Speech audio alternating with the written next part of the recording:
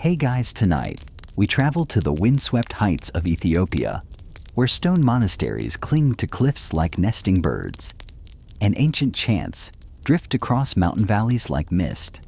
The morning air is thin and cold, but inside a small stone cell, the light from a narrow window spills onto a worn wooden table. A monk bends low over a stretched piece of parchment, brush in hand tongue just slightly poking out in concentration. His other hand steadies the edge of the page, a page that's been prepared for days, maybe weeks, all leading to this single quiet moment of ink and devotion. You're not wearing the right shoes for this journey. For one thing, there are no roads, only goat paths zigzagging up through dusty red hillsides and crumbling rock ledges. You climb with your hands and knees, squinting against the sun passing shepherds and cacti, the occasional curious bird watching from a thorny branch. By the time you reach the top, breathless, sunburned, and already regretting your choice of breakfast, you're met by a tall wooden door set into stone. This is Debri Damo, or maybe it's Abuna Yamata, or another of Ethiopia's skybound churches, each perched like a time capsule above the modern world. And the smell, oh, the smell. Not of incense, not yet, but of sheep hide, old wood beeswax, and something faintly smoky. The scent of centuries trapped in stone. You probably won't survive this climb without scraped shins and a newfound respect for mountain goats. So before you get comfortable, take a moment to like the video and subscribe, but only if you genuinely enjoy what I do here. And hey, post your location and the local time in the comments. I love seeing who's watching from where. Now dim the lights, maybe turn on a fan for that soft background hum, and let's ease into tonight's journey together. You step inside the church and realize something almost no visitor understands. At first glance, this isn't just a sacred place. It's a library, a living one. Behind the altar, through narrow stone tunnels and hidden recesses, lie manuscripts so old they'd make a museum curator weep. Not locked behind glass, but wrapped in cloth tucked into wooden boxes or simply stacked on wooden shelves, guarded by dust, devotion, and silence. Monks here don't just read books. They make them from scratch, by hand. Every single one. It begins with morning rituals, prayers, incense, and long chants in Ge'ez, the ancient language of the Ethiopian church. The melody lingers in your bones, soft and strange, like hearing the echo of something from a past life. Then the monks begin their work. Some tend to goats or bees. Some gather plants or cook lentils. But a few, the scribes, settle into their corners with brushes, knives, and sheets of animal skin. The room is dim, the only light from high, narrow slits in the wall. You hear the scratch of a quill, the occasional low hum of a remembered hymn, and just once, the unmistakable thwack of a frustrated monk swatting at a fly. Yes, even in sacred silence, bugs don't care.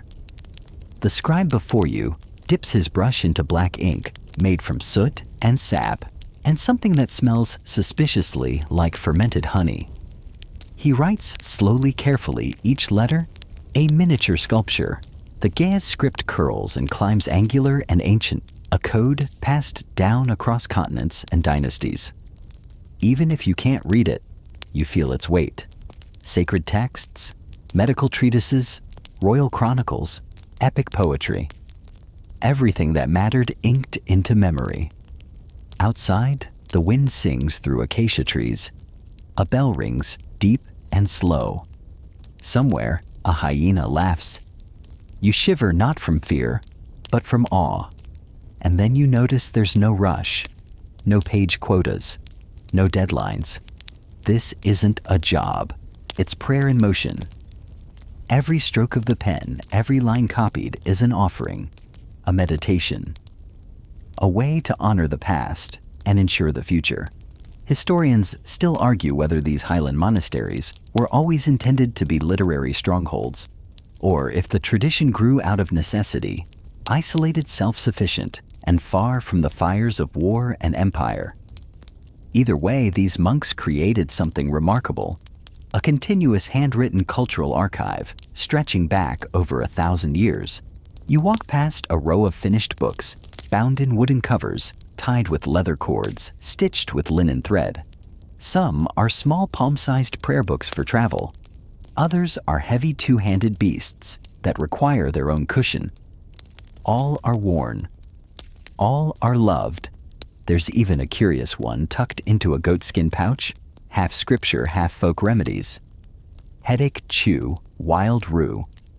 Bad dreams sleep on a stone inscribed with Psalm 91. You raise an eyebrow. The monk smiles. One manuscript has illustrations, bright angels with impossibly round eyes, and lions with checkerboard manes. The colors, saffron yellow, lapis blue, and brick red glow despite the years. The faces are serene, always, front-facing, always watching. You feel oddly seen. And you realize in this place, books are not dead things. They're family. Every monk can tell you who wrote what, when, and where, sometimes even why. That gospel over there copied during a famine. That psalter finished during a locust season by candlelight, with one eye swollen shut from a bee sting. The room quiets again, save for the scrape of brush on parchment. You sit. You breathe. You listen to the ink drying in real time. The past is not behind you anymore. It's all around. You crouch near the parchment rack and watch as a monk gently lifts a sheet from a wooden frame. It crackles slightly in the morning air, dry thin and creamy white, with a hint of golden sheen where the sun touches it. This isn't paper. Not even close. This is vellum, or more precisely, parchment, crafted not from plant fiber, but from the stretched and scraped skins of animals, specifically sheep or goats, and only the best ones, of course. Not too old, not too young, just the right balance of toughness and flexibility. The Goldilocks of livestock. Outside, a young novice returns from the hillside with a bundle of hides. They're stiff and smelly now, but you've already learned how they're transformed. First, they're soaked in water, sometimes with lime or ash, to loosen hair and fat. Then comes the scraping, a slow, rhythmic process, with a curved knife that requires patience and a firm wrist. You try it once. You slip. You ruin a sheet. The monk chuckles softly. "It's okay," he says. "Now you can make sandals." After scraping, the hides are stretched tight on wooden frames, like thin leather trampolines. They're left to dry in the shade, not the sun, to prevent curling or cracking. You'd think this takes a day or two, but no, sometimes weeks, especially in the highlands, where weather dances between scorching sun and sudden mist, like it can't make up its mind. Then comes sanding. Yes, sanding. Using pumice stones or dried reeds, the surface is smoothed, removing the last bumps and blemishes. You run your fingers across a finished sheet, and it's softer than you expect. Cool. Faintly oily. Whisper thin, yet tough enough to last centuries. And when held up to the light, you can still trace faint veins and shadows of the animal it once was. There's a reverence to the whole process. Even the discarded scraps are kept used for practice bindings or bookmarks. Nothing is wasted. You're reminded of how ancient Egyptians used every part of the papyrus plant. But here in Ethiopia, the book begins with a creature that once walked these hills, chewed these leaves, drank from these streams. Somehow that makes it feel even more sacred. You spot a peculiar parchment drying near the window, its mottled darker with unusual grooves. That one came from a blind sheep, the monk explains. A quiet one. It gave us the smoothest pages. He smiles again. Best psalms come from calm hides. Historians still argue whether parchment making in Ethiopia evolved independently or was adapted from earlier Middle Eastern and Coptic techniques. Either way, the process here developed its own flair, especially in how certain hides were smoked over specific herbs or treated with oil infusions, believed to preserve both the material and the meaning. Superstition maybe. But centuries later, the books still hold together. Next, you follow a monk into the dying corner of the workshop. A few parchment sheets are soaking in shallow bowls, being lightly tinted with yellow ochre or pale rose. Not for decoration, these are coding sheets used to separate sections or highlight blessings. The pigments are all natural crushed minerals. Flower extracts, bark steeped in water until the color runs like tea. One curious red comes from boiled madder root. Another, a sharp green, smells faintly of thyme. You suddenly feel like you're standing in a cross between an artist's studio and a kitchen. And then there's the ink test. A freshly made sheet is tacked to the wall, and a monk carefully draws a line using a brush dipped in thick black ink. The ink glides easily, doesn't bleed, dries fast. Good skin, he nods. Another sheet. Same ink, same brush smears. Too slick, he frowns. Needs more chalk. You try not to inhale the powder in the air. A little dust here is normal. Too much, and you're sneezing into sacred texts. The sun climbs higher, and you step outside for a moment. The sheep are grazing nearby, blissfully unaware of their literary destiny. One of the older monks, sitting under a sycamore tree, hums a tune as he repairs a manuscript binding. His hands are brown and calloused, his fingernails stained from years of ink and leather. You ask him how many pages he's made in his life. He pauses, squints into the sun, then shrugs. Enough to make a book out of my mistakes. You laugh. He doesn't. But then his eyes twinkle. Got you. Inside again, you notice something that hadn't struck you before. Each sheet is slightly different. Some are thinner. Some have tiny holes. A few still bear faint outlines of old scars or insect bites. No two are perfect. And yet, when bound together, they become something lasting, durable, holy. It's like watching a team of oddballs come together to win a championship, if that championship were eternal salvation. One young scribe mutters to himself as he folds a particularly stubborn page. The sheep was stubborn. The page is stubborn. He folds it anyway. In the corner, stacked neatly, are blank books bound and ready for ink covers, wrapped in thick stitched leather. Some are tied shut with string. Others have wooden covers inlaid with metal studs or colored threads. They feel more like treasure chests than books. And you realize here, every book begins with skin and sweat, with sun and shadow. With sheep, it's not fast, it's not cheap, it's not efficient, but it is unforgettable. You take one last look at the parchment rack sunlight, turning the drying sheets into glowing veils. The books haven't even been written yet, and still they're already alive. The next time you enter the scriptorium, the smell hits you first. Not the musk of drying skins or the earthy bite of goats outside, but something sharper, darker, and a little sweet. Ink. The black kind. Charred, sticky, and alive with centuries of whispered recipes. You follow the scent to a corner table where a monk is grinding something with a stone pestle. The bowl is stained black, and he's adding a few drops of what looks like thick resin. Burned frankincense, he says, and soot from last night's fire. You lean in closer and smell its smoke and sap history and holiness.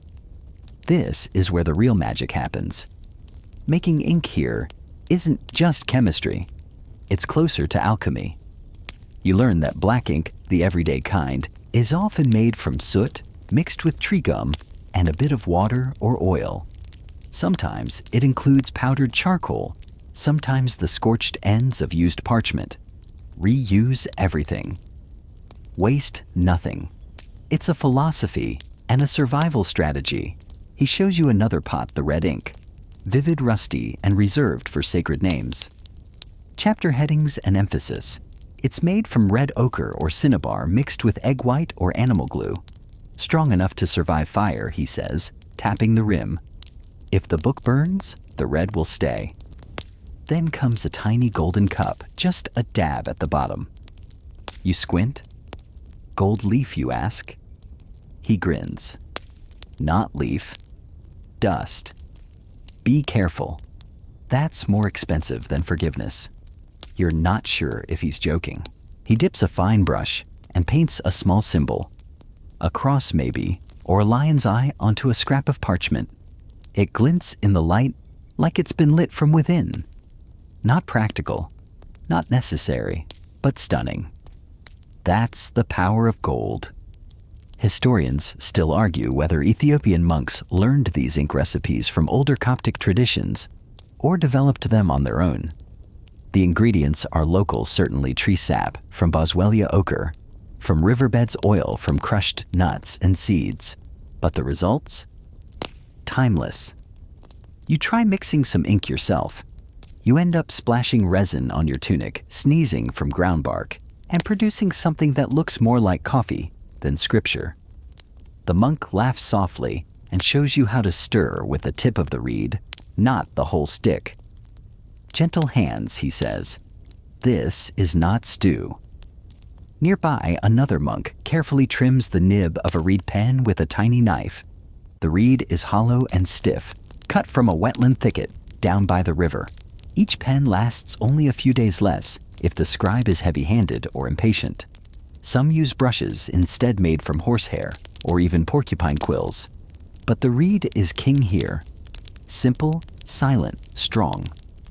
You watch as the ink is transferred to tiny clay pots, then carried carefully to the scribes like gifts. One young monk balances 3 on a wooden tray and narrowly avoids disaster when a goat yes inside again tries to nibble his robe. The goat is shooed out. The ink is saved. A small miracle. Then it's time for testing. Each pot is marked not just by color, but by thickness and flow. One ink is rich and dark but slow to dry. Another is thin and runny, good for outlines, but terrible for long passages.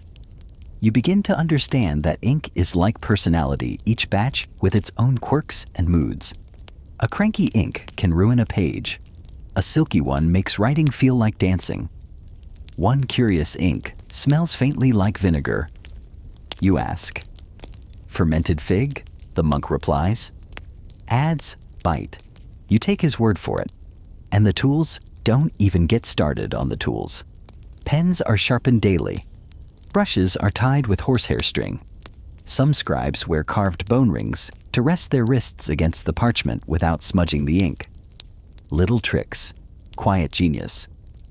At one point, you're handed a finished palette and told to just draw something. You panic. What do you draw? A sheep, a saint, a slightly off-center smiley face. You opt for a spiral and immediately regret it. The monk takes the page, tilts his head and nods. Could be a lion tail, he offers. You breathe again. The atmosphere is calm but alert, like a kitchen where the chefs are making something eternal. You notice how each monk keeps a cloth nearby for wiping spills, a small bowl of water for thinning, and a pebble to hold down fluttering parchment edges. No desks, just low tables, knees crossed, backs bent. You hear the occasional mutter of frustration, a quiet prayer for steadier hands, and once a belch. Ink mixing is apparently thirsty work. A novice is sent off with a jug to fetch more spring water. You follow. The spring is just beyond the olive grove, and the water is ice cold and glass clear. It's said to make ink sharper. You're not sure that's scientific, but it sounds poetic enough to believe. As the afternoon light fades, the monks begin wrapping up.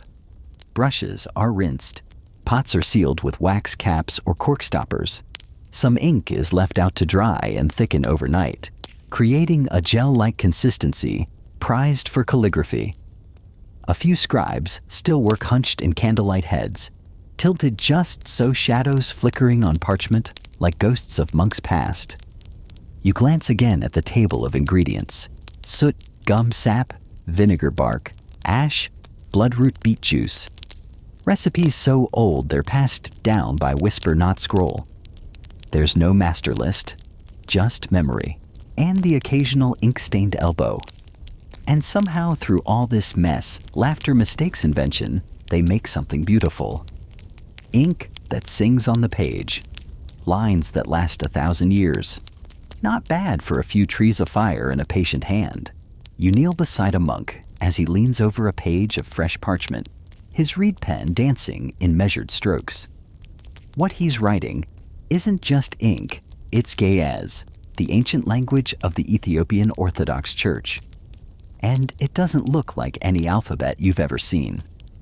The letters are thick, square, and symmetrical, with sharp angles and swooping tails that seem to rise and fall like breathing.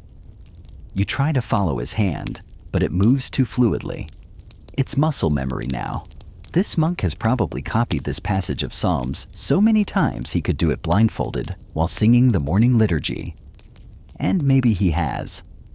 The script flows from right to left, each line evenly spaced, with just enough room for breath. Every now and then he pauses to add a small red cross or an elegant swash of gold, but mostly it's black, rich, matte, and deeply controlled. You whisper, "What does that say?" He replies without looking up. It says, "Let your words be few and your wisdom deep." You take the hint. Ge'ez isn't a language people speak anymore, not in the streets or markets at least. It's liturgical, now preserved solely in churches' chants, and of course these hand-copied books. But centuries ago, it was the language of king's law poetry and medicine. Entire histories were written in it. Legends, too. Some say that even Solomon's conversations with the Queen of Sheba were recorded in early Ge'ez. Historians still argue whether Ge'ez evolved entirely within Ethiopia or developed through influence from South Arabian scripts. The truth is probably somewhere in between, like most good stories.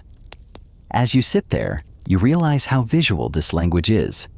Each letter has a square stance, grounded and solid, but there's movement inside them like miniature stone arches with tiny wings. You start to see patterns, repetition, flow. It's not just writing, it's architecture. The monk lets you try. He hands you a thin piece of parchment, guides your fingers around the reed pen, and watches with kindly patience as you attempt your first Ge'ez character. You press too hard. The ink bleeds. You smear it with your sleeve. Somewhere a saint weeps. You try again. This time your pen strokes gently. The ink dries clean, and for a brief shimmering moment, it looks not awful. The monk smiles. "You've written the word for light," he says. "You should keep that one." You fold it carefully and tuck it into your sleeve. A souvenir from the past.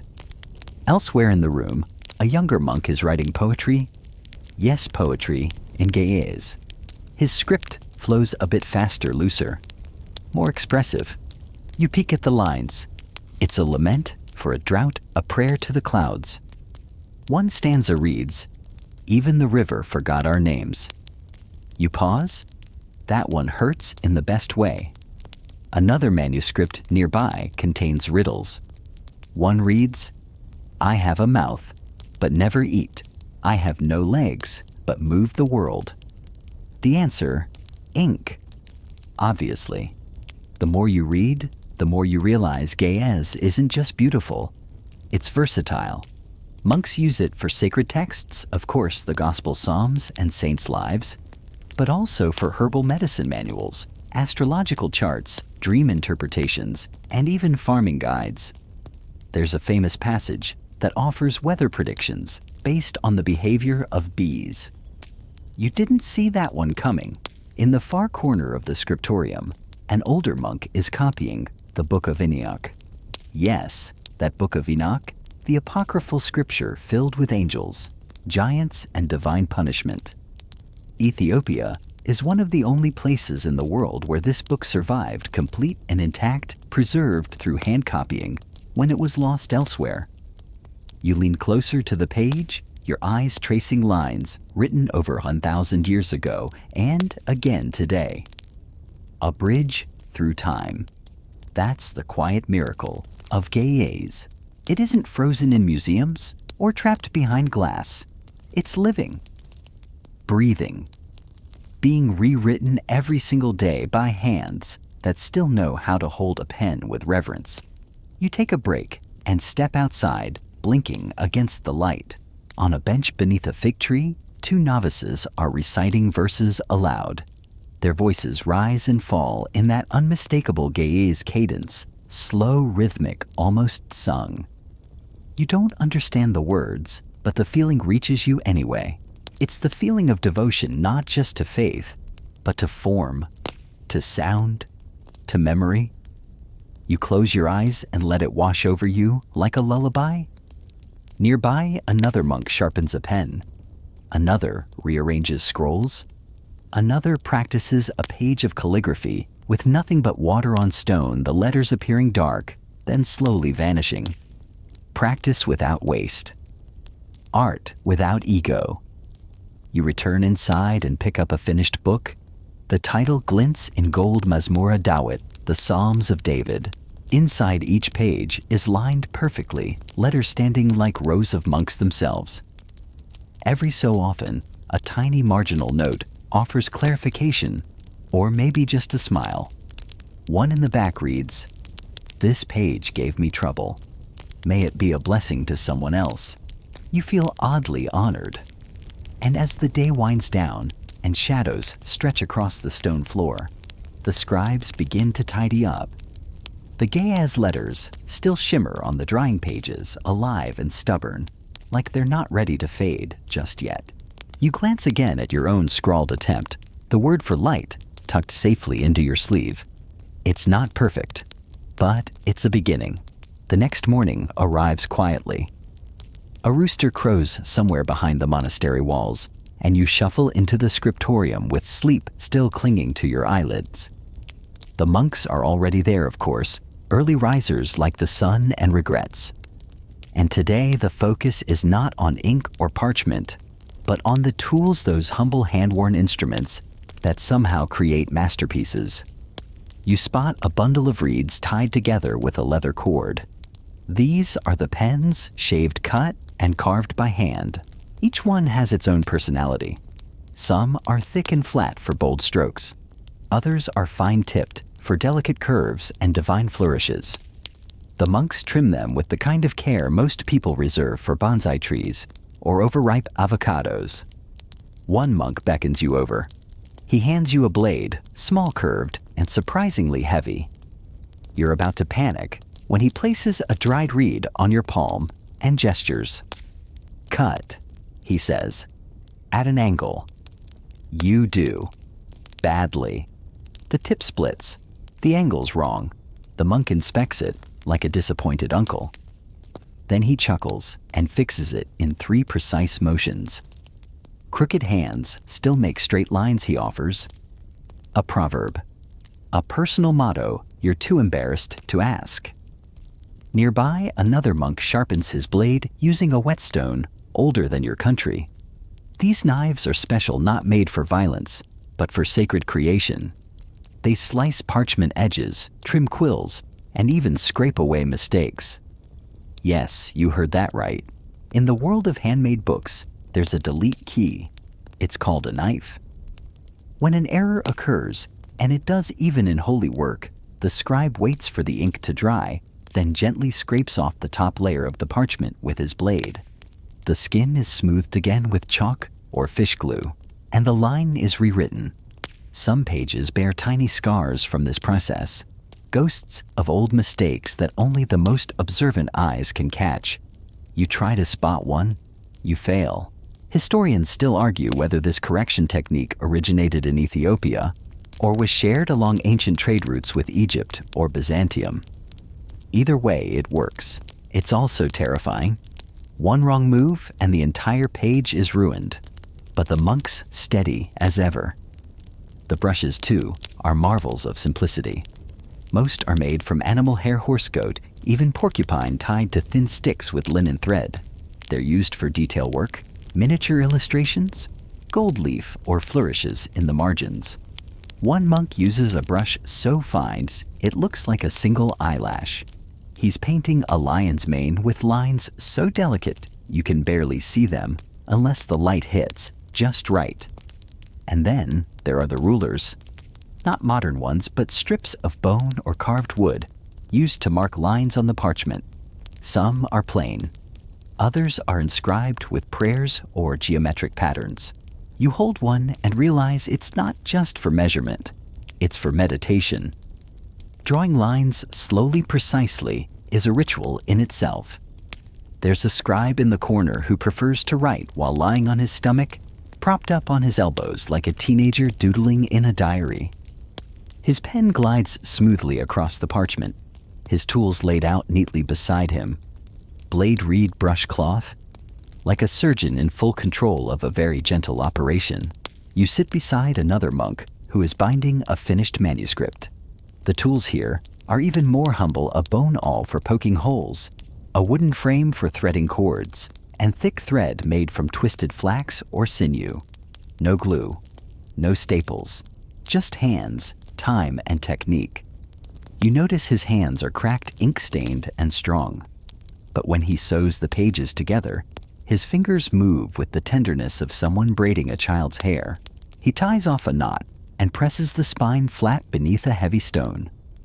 The cover comes next. Wooden boards, sanded smooth and wrapped in leather. Sometimes the leather is painted or stamped with simple patterns.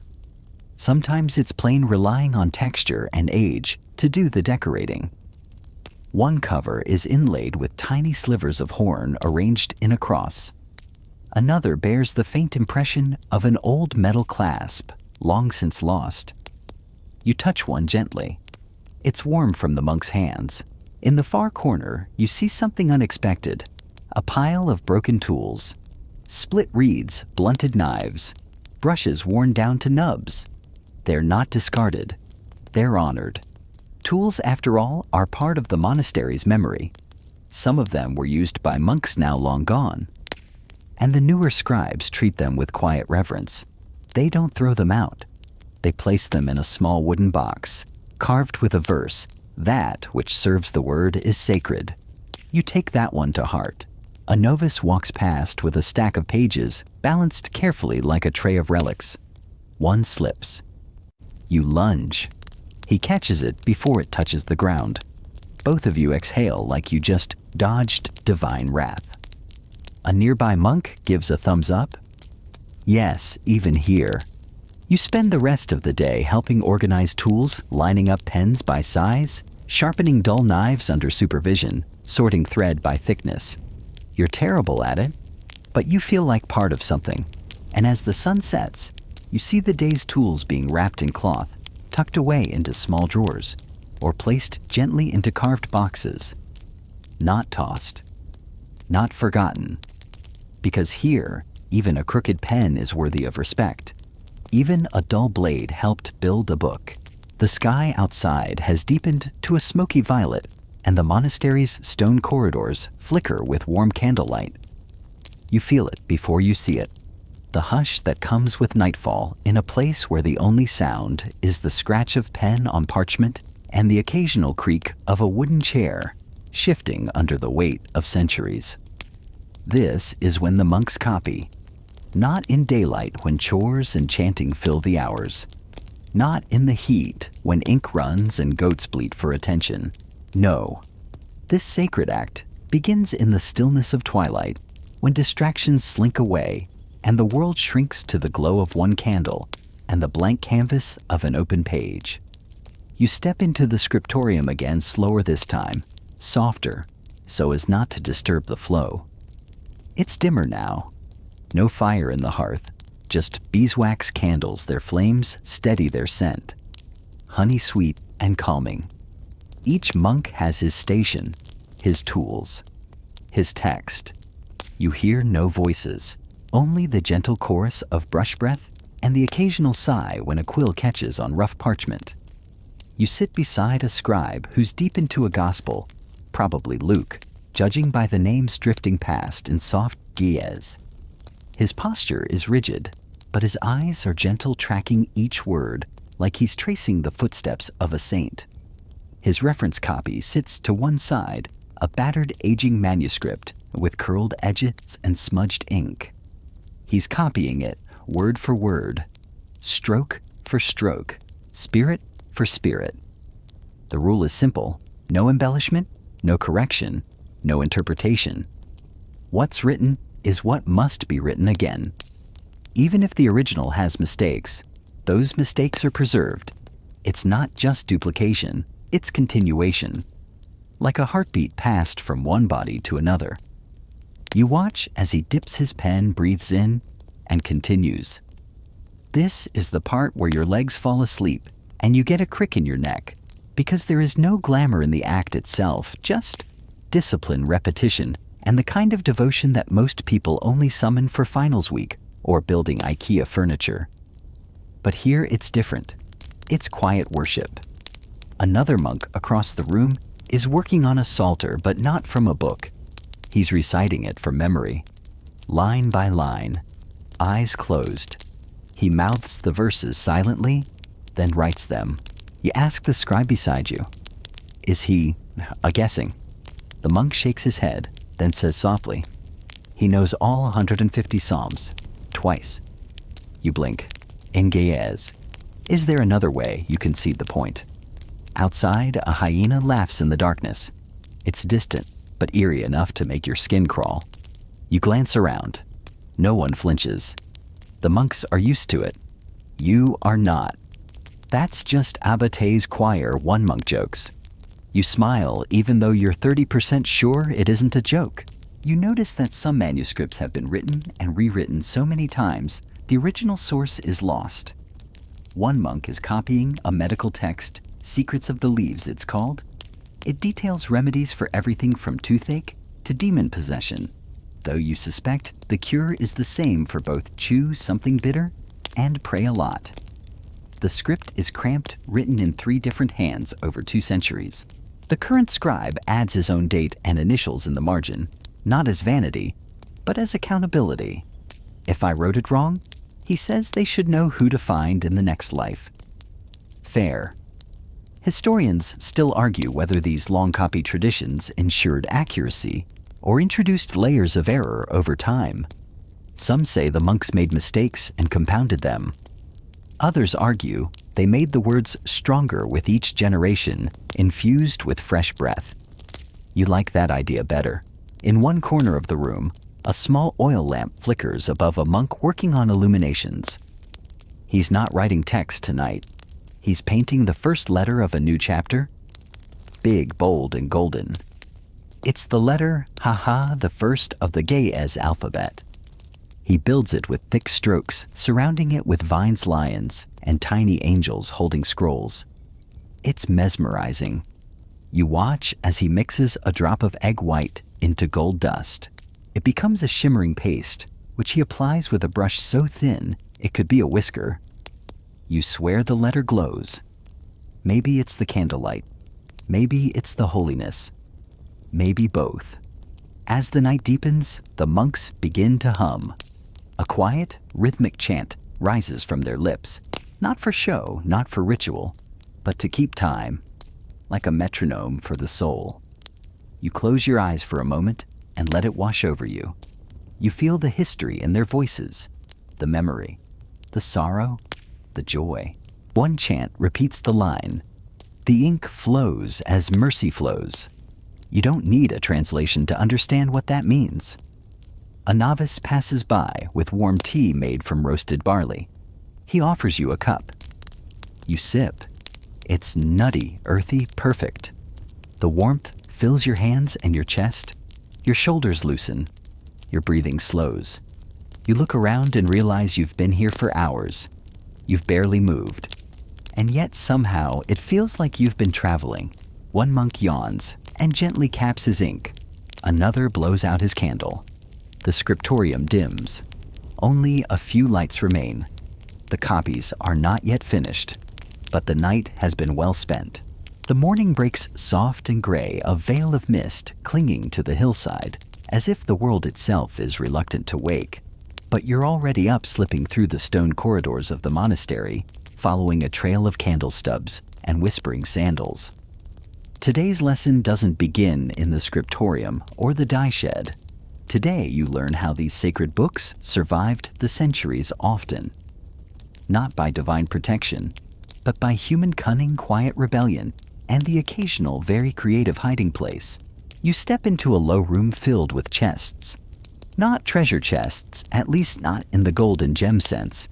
These are wooden boxes, worn at the corners, darkened by time and bound in old rope.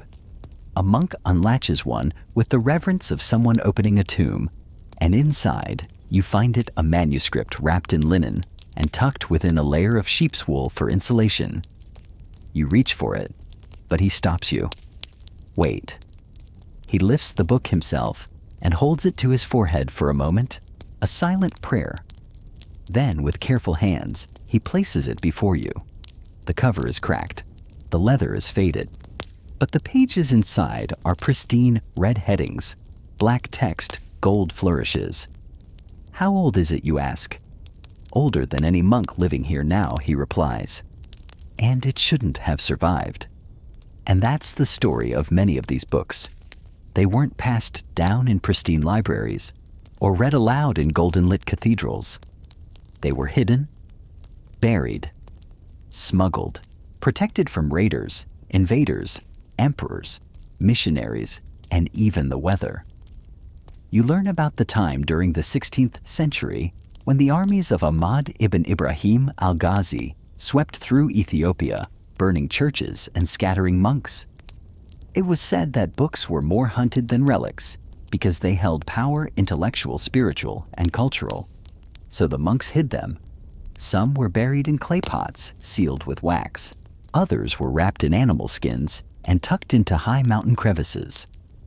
One story tells of a monk who stitched pages of scripture into the linings of his robe, walking from monastery to monastery like a one-man library.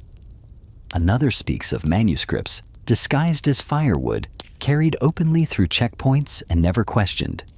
You chuckle at that one. Imagine smuggling ancient psalms in your fire bundle. There's even a tale, maybe apocryphal, maybe not, of a scribe who hollowed out the soles of his sandals and slipped miniature scrolls inside. You're not sure how comfortable that was, but the image stays with you. Holy words pressed against worn feet, keeping the rhythm of exile. Historians still argue whether these stories are exaggerated folklore created to romanticize survival. But then you see the evidence books with stitched bindings using thread far too coarse or pages warped slightly from damp soil. One has a corner clearly chewed by termites. Another has smoke stains. These weren't shelf-kept manuscripts. They were fugitives. You walk with a monk to a small chapel carved into the side of the hill. No roof, no altar, just a stone ledge, and there beneath it a hidden compartment. Inside, a book. Wrapped in oilskin, smelling of earth, the monk lifts it out and smiles. We've come here every full moon for 200 years to check it. He opens it slowly. Still here. You sit in silence for a moment, imagining all the hands that have passed over this book. The monks who kissed it goodbye, the guards who almost found it, the storms that tried to erase it. You ask, why go through all this? Why not just let them go? He looks at you gently, puzzled. And let memory die. Touché. Back at the monastery, you visit the tower. It's not much of a tower, really, just a square room above the chapel. But from here, you can see the valley stretch out in folds of green and red rock. A monk points to a small stone hut on a distant hill. That's where we took the Gospels during the last invasion, he says. 2 days on foot. We passed the book from hand to hand. You realize it wasn't just the writing that was holy. It was the carrying, the walking, the burden shared. There's a scroll in the scriptorium with a map hand-drawn that lists all the hiding places ever used by this community. Most are cryptic, beneath the guardian tree, in the belly of the western wind, behind the goat's spine. You suspect the monks wrote it poetically on purpose. If you're not meant to find it, you won't. At lunch, you sit with an older monk who served during one of the country's more recent conflicts. He tells you how they moved books by donkey at night, disguising them as grain sacks. We were shot at, he says casually. The books were not. You nod, you eat slowly. Later you're shown a hollow column within the chapel. To the untrained eye, it's just a support beam. But a small panel opens, revealing a slot just wide enough for a manuscript. The perfect hiding spot. Books in the bones of the church itself? And not all were rescued by monks. Some were saved by villagers who risked everything to keep the books safe. One woman, it's said, buried a manuscript in a basket beneath her cooking fire. She'd lift it each night and whisper blessings into the ashes. Not every book made it. There are gaps, losses. Whole libraries vanished into history's stomach. But many did survive. And not because of luck, because of people.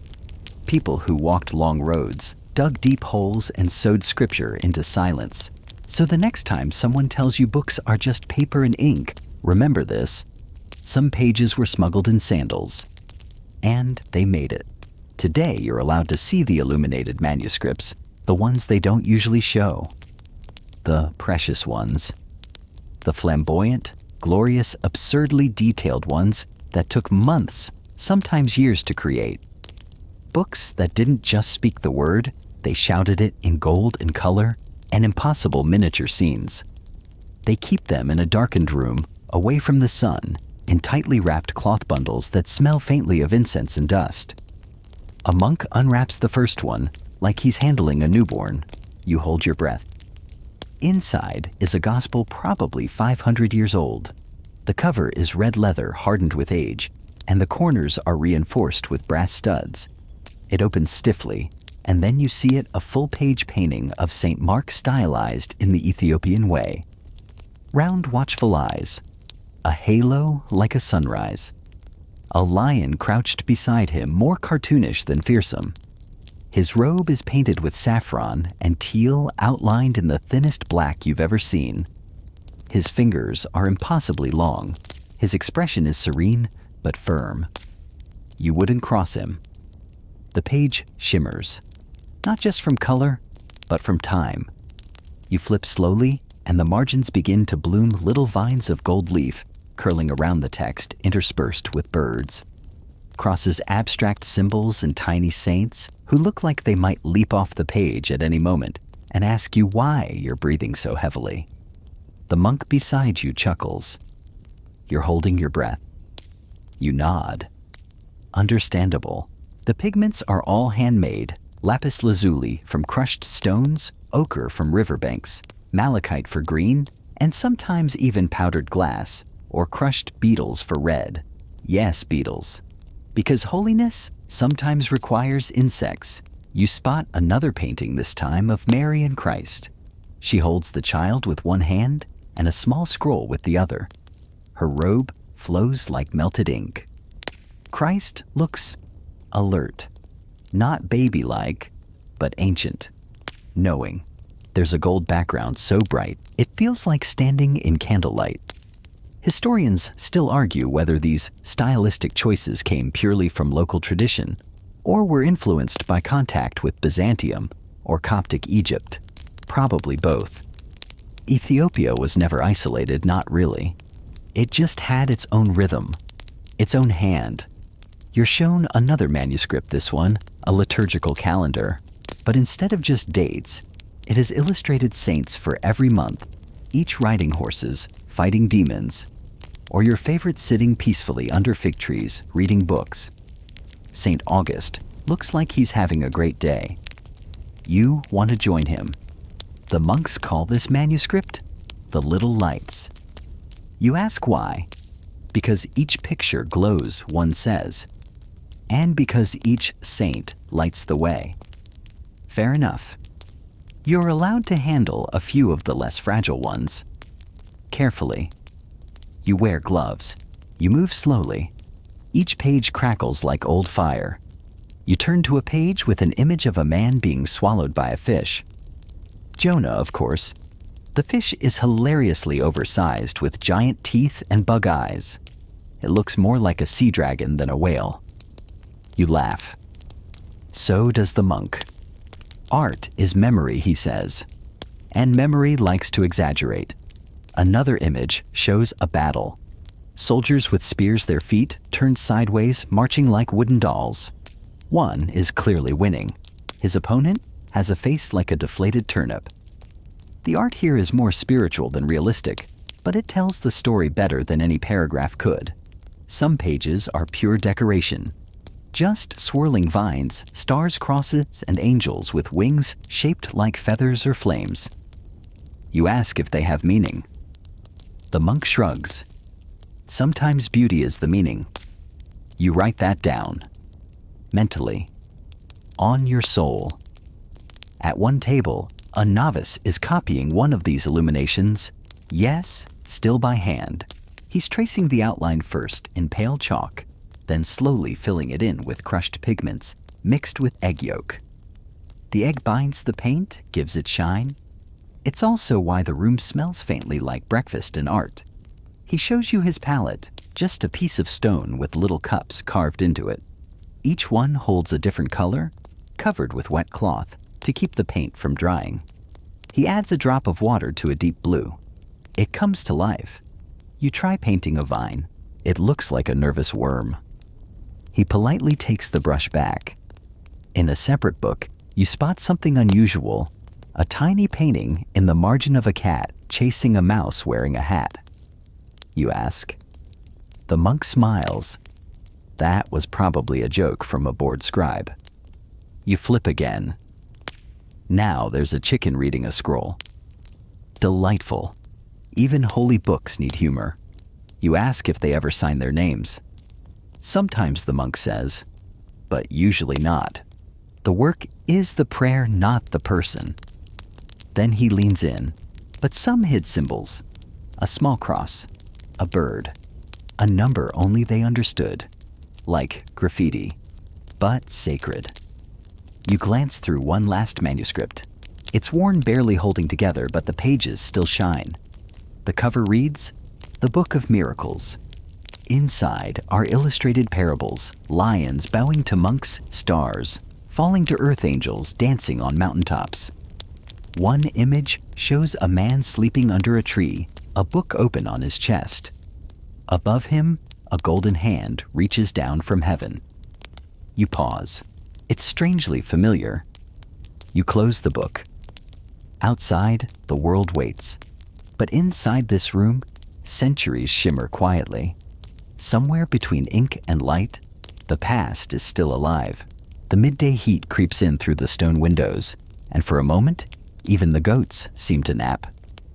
The scriptorium is quieter than usual. No scratching pens, no clinking ink pots, just the soft creak of wooden beams and the gentle swish of a broom sweeping dust from the corners.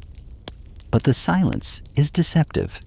Today, you're not just observing the making of manuscripts, you're hearing the life they carry once they're made. You follow a monk down a winding corridor that opens into a chapel carved right out of the rock. It's dark, cool, and impossibly old.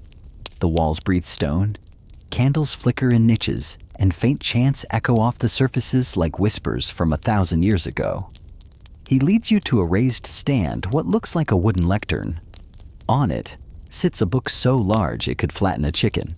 The leather is cracked, its corners reinforced with metal, and on the cover is a faint etching of a cross surrounded by vines. This is not a book for casual reading. This is a liturgical manuscript designed to be read aloud, sung and carried during holy days. The monk opens it, and you smell it instantly, aged parchment, beeswax, old ink, and centuries of breath. He points to a passage in Ge'ez and begins to chant.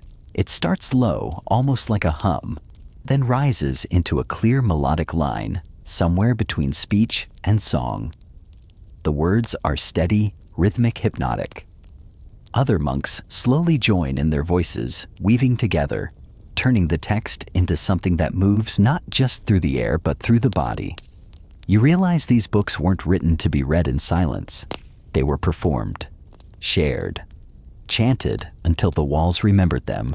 There's a tradition here, Dabtara wandering scholar priests, who memorize entire texts and recite them by heart. You meet one later in the courtyard. He's in his 70s with a voice like warm gravel and a memory that could shame an archive. He recites Psalm 91 in Ge'ez, with barely a blink, then translates it into Amharic, then back again for fun. You ask him how he remembers it all. I walk with the Psalms, he says, tapping his temple. They walk with me. Another monk shows you a mezmur, a hymn book smaller and more portable than the big lectern tomes. The pages are soft with wear, and little thumbprints dot the corners. This one's been sung through generations. He flips to a page and points out the notation, a series of tiny red marks above the text. Not Western musical notes, but melodic cues unique to Ethiopian chant.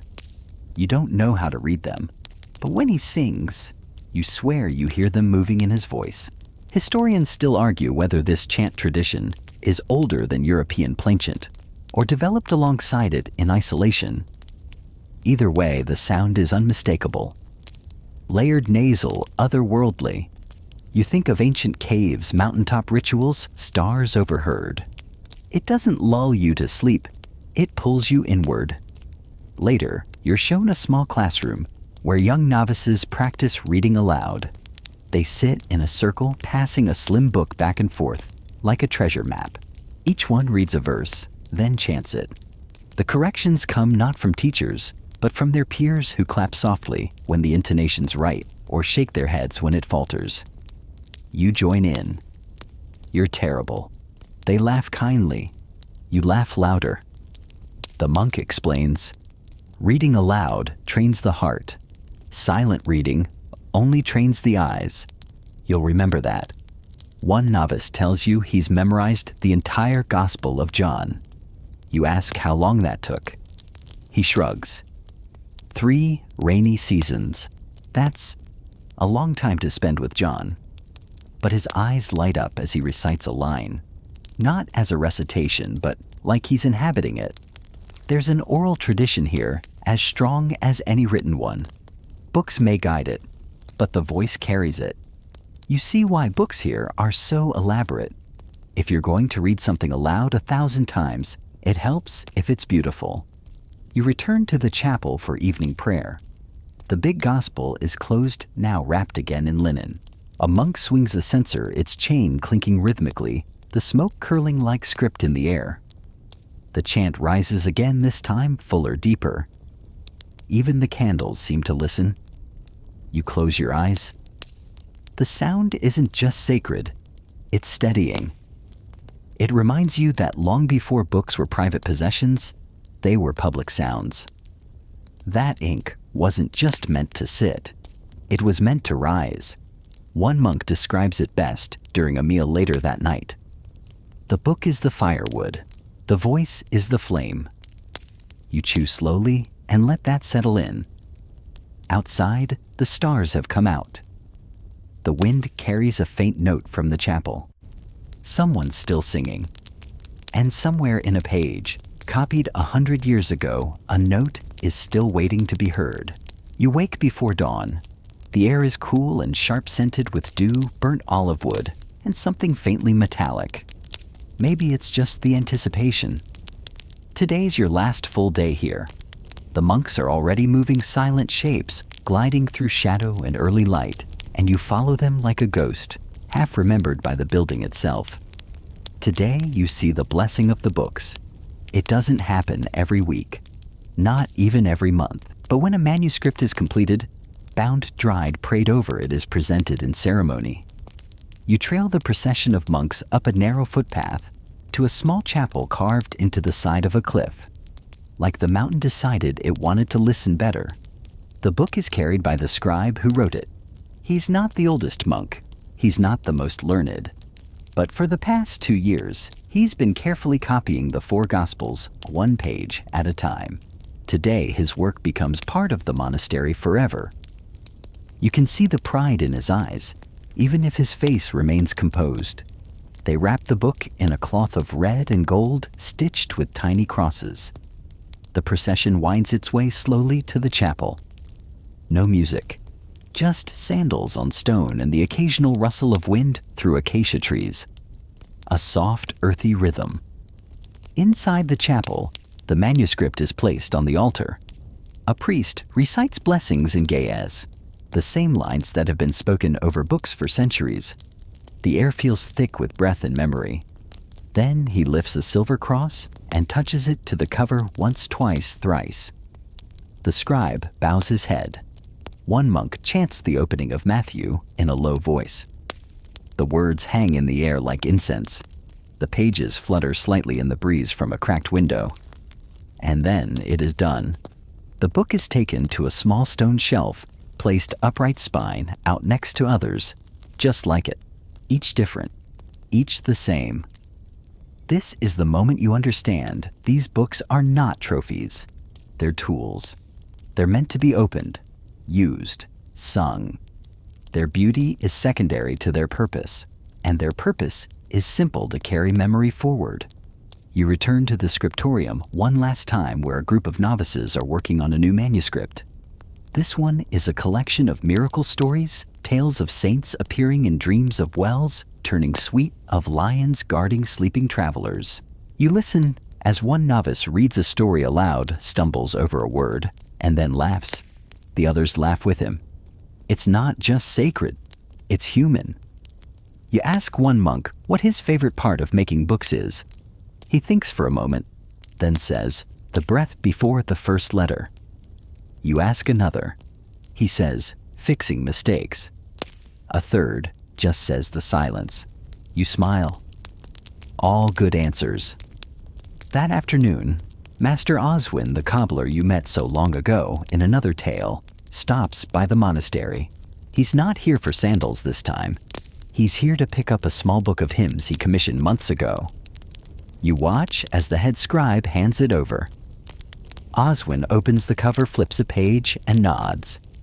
They got my name right, he jokes. That's a miracle already. He tucks the book under his armbows and walks off down the hill. Just a man with a book. But also maybe something more.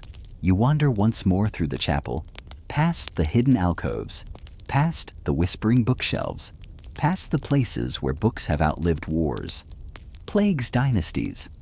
You stop at a small alcove where a manuscript sits open on a stand. A candle flickers beside it. You run your fingers over the edge of the page, gently, respectfully. You don't read the text. You don't need to. You feel it. Historians still argue whether Ethiopia's bookmaking traditions emerged independently or through influence from earlier empires. Whether the illuminations borrowed from Byzantium or grew from local art, whether Ge'ez script evolved in isolation or as a blend of trade and theology, you realize the debates don't matter. What matters is that it all lasted. Because when you return home back to phones and plastic and unread books gathering dust on shelves, you'll remember these hands, these voices, these pages. You'll remember that books can be sacred, not because of what they say, but because of how they're made, and by whom. Now the light grows soft. The shadows settle gently on the monastery walls, and the scriptorium lies silent. The candles are low, flickering like old memories. And you, dear listener, have walked a very long road. You've traveled through stone halls and sacred hills. You've breathed in ink and parchment and centuries of care. You've watched hands carve letters that will outlive them, sing lines written long before their time. You've heard the chants rise and fall like slow waves. You've followed books hidden beneath robes and stored behind altars. You've glimpsed stories wrapped in gold and laughter tucked into margins. And now, you rest. Your feet tired from tracing this journey stretch beneath a blanket of peace. Your breath slows, syncing with the rhythm of candlelight. The world quiets. The pages close not with finality, but with a whisper. Because stories like these never truly end. They curl up beside us in the dark. They hum at the edges of our sleep. They wait patiently to be read again, or sung, or simply held. So, wherever you are, whether in a quiet room, a busy city, or the arms of sleep, we thank you for joining us. Thank you for listening. Thank you for imagining. Thank you for walking this ancient, beautiful path. Sleep now with stories around you, and let your dreams write pages of their own.